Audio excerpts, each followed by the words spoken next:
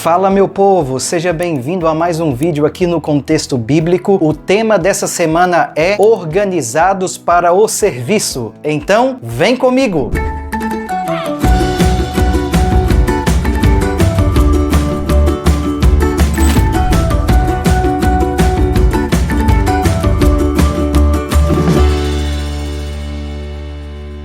O texto-chave da semana nos mostra uma visão geral da história desde o nascimento de Cristo até os eventos finais. Essa visão inclui uma alusão ao grande conflito, ao conflito que se originou no céu e como ele foi transferido para a terra. Na tirinha da semana, vemos Tiago White no primeiro quadro andando por 13 quilômetros para postar as primeiras cópias do periódico A Verdade Presente. A partir dali, a igreja cresceu de tal forma que se transformou em um grande movimento mundial. O último quadro mostra Cristo levando sua igreja. De fato, meus amigos, foguete não tem ré.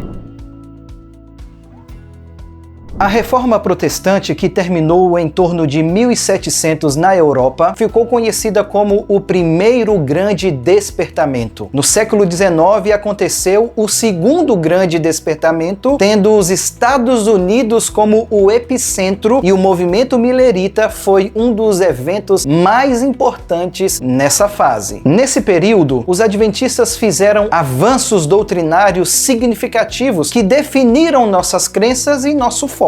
No início do movimento, os adventistas mantinham sua unidade através das publicações, compartilhando as crenças e conectando pessoas. O Ministério de Publicações foi tão importante para o movimento que foi preciso organizar e legalizar uma associação para assegurar a propriedade das publicações. Aos poucos, os pioneiros entenderam que para a obra avançar era necessária uma organização. Primeiro foram estruturadas publicações nas igrejas locais, com o objetivo de fortalecer e unificar as crenças, a fim de facilitar o cumprimento da missão. Depois surgiram as associações de igrejas. A primeira foi em 1861 no estado do Michigan. Depois vieram as associações de Nova York, Ohio, Wisconsin, Iowa e Minnesota. A lição da semana completa dizendo: em 1863, as associações estaduais se uniram para formar a Associação Geral dos Adventistas do Sétimo Dia, organizando oficialmente a igreja em 3 níveis: igrejas locais, associações e associação geral. Essa unidade confirma o nosso chamado de fazer discípulos de todas as nações.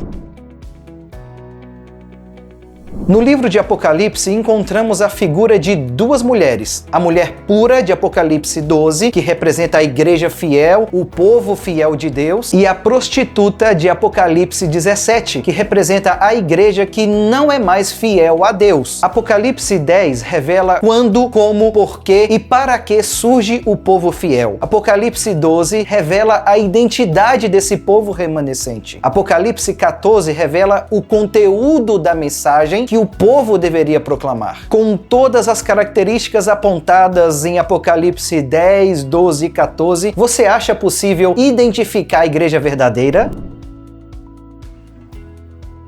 O início do capítulo 12 de Apocalipse revela um panorama da Igreja de Cristo no seu nascimento, e ao final do capítulo mostra o povo de Deus no tempo do fim, conhecido também como remanescente. Como estamos falando do povo de Deus, precisamos encontrar as mesmas características nos 2 momentos da história, não é verdade? Então vamos analisar. Na Igreja Apostólica, todos os mandamentos, incluindo o sábado, eram observados. Entre eles se manifestava o dom profético, e a igreja era movida pela missão de levar a mensagem ao mundo para que Cristo voltasse. As igrejas locais trabalhavam juntas, unidas, compartilhando recursos, liderando a membresia e cumprindo a missão. Qual igreja hoje você acredita que tem essas mesmas características? Como você vê a organização da sua igreja? Quais as características de uma igreja organizada? Vamos ver como o momento hipertexto nos ajuda a responder essa pergunta. O primeiro texto mostra que todos somos membros de um só corpo, onde Cristo, o cabeça, coordena a missão. O segundo texto diz que todos somos batizados pelo Espírito Santo e desenvolvemos nosso ministério como corpo de Cristo. O terceiro texto confirma os dois anteriores, pois revela que Cristo é o cabeça da igreja. O quarto texto revela que Deus tem o seu povo fora do aprisco, que ouvirá a voz do pastor e se unirá ao rebanho do Senhor. O quinto texto apresenta Cristo como o fundamento da igreja. No sexto texto, Cristo ora pela unidade da igreja. O penúltimo texto é uma alerta quanto aos lobos que se apresentam no meio do povo de Deus. O último texto nos mostra a mensagem a ser pregada. Devemos adorar a Deus, revelar o engano de Babilônia e convidar as pessoas para saírem do erro e vir para a luz. Para você, como esses textos se relacionam com o texto-chave da semana? Se liga na palavra da rede semântica dessa semana. A palavra é ordem. Então aí faça suas conexões para comentar na sua classe.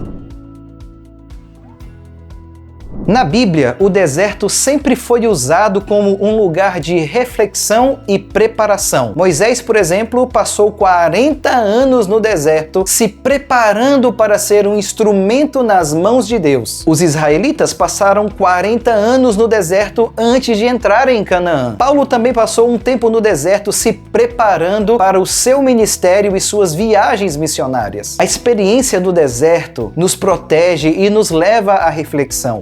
Apocalipse 12 diz que a mulher, ou seja, a igreja de Deus, fugiu para o deserto durante 1260 anos. Durante todo esse período, Deus a sustentou e a preparou para que no momento certo o remanescente surgisse para proclamar a última mensagem de advertência a este mundo.